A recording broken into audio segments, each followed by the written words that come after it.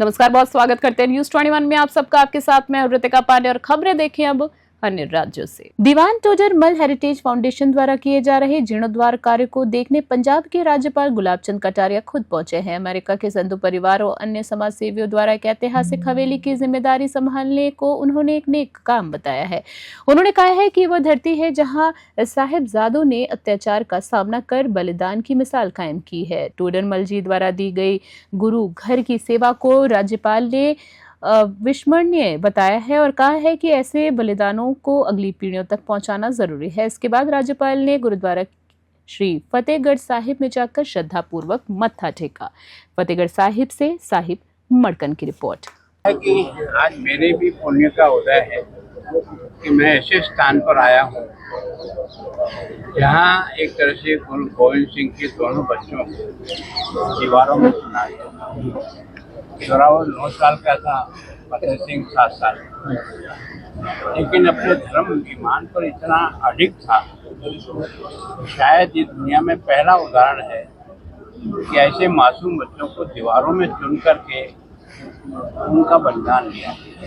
और आप जानते हो कितनी पीड़ा होती है, आदमी का सर काटना होता है, एक झटके में कट जाता है, लेकिन एक एक ईंट रखना और उसके साथ पूछना कि बोलो तुम्हें मंजूर है क्या, कबूल है क्या, का नहीं कहो। ऐसे बहादुरों की धरती गुरु गोविंद सिंह ने जिन पुत्रों को पैदा किया और देश के ऊपर, देश धर्म पर अपने आप को बात किया, वो पवित्र स्थान है। माँ गुजरी भी साथ थी।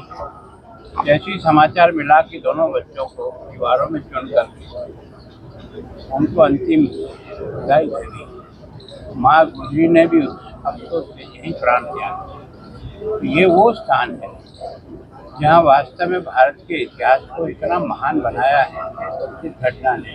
और प्रधानमंत्री जी को भी धन्यवाद देता हूँ कि उन्होंने बच्चों की याददाश्त में शहीद बाल दिवस के रूप में इसको मनाया। मेरा सौभाग्य है कि आज मैं टोडर मल जी के उस स्मारक पर भी जाने का मुझे मौका मिला, तो पिछली बार मैं नहीं जा पाया।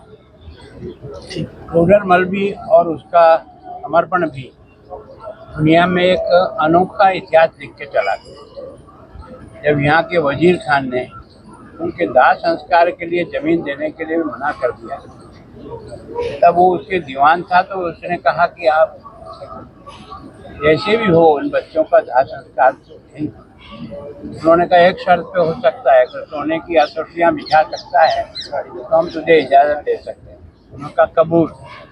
जब बिछाने लगा तो आड़ी बिछाई, तो कहा नहीं खड़ी बिछानी पड़ेगी। तो उसने अपनी सारी संपत्ति एक तरह से इसके लिए दे करके उस जमाने का 780 किलो सोने के वजन का उसको भेंट चढ़ाई। और ये उस धरती पर उन बहादुर बच्चों का आत्म एक तरह से अंतिम संस्कार। तो ऐसे स्थान पर जिसके भाग्य में लिखा होता है वही यहाँ आकर के अपना माथा टेक सकता है। मेरा सौभाग्य है कि मैं आज इस स्थान पर आया, मुझे भी उनका आशीर्वाद मिले, ईमानदारी से जनता की सेवा करूँ। Thank you. ओके।